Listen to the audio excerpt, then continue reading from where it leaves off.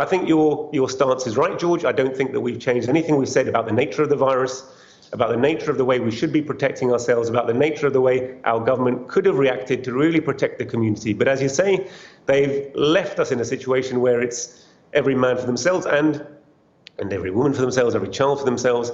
And as we've seen the numbers increase through the young population, inevitably it's starting to spread to the elderly. And once again, in the hospital where I'm working, I'm seeing patients admitted to the intensive care unit for mechanical ventilation.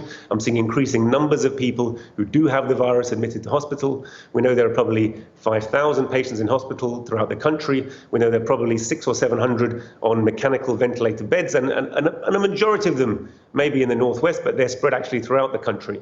And we're looking at a situation that will get out of control. Our government have acknowledged it. They're afraid to put in place measures that would adequately cope with it, because those measures would be looking after the NHS, really directing funding through the NHS rather than around it through their cronies in business. Because actually, under the mantra of protecting the NHS, they're putting final nails in the NHS, and it's for those precise ideological, political reasons and the approach that they've taken that we're facing this problem, and increasing numbers of the British working population are quite clearly fed up to the back teeth of it, George. I was in the station yesterday, and there were notices up that you will be fined thousands. You say 4.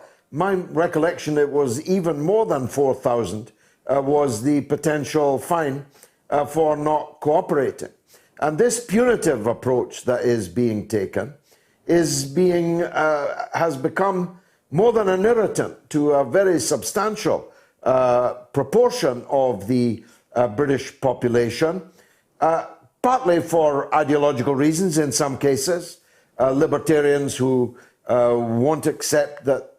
I suppose there were some in 1941 that didn't like being told to pull their blinds down.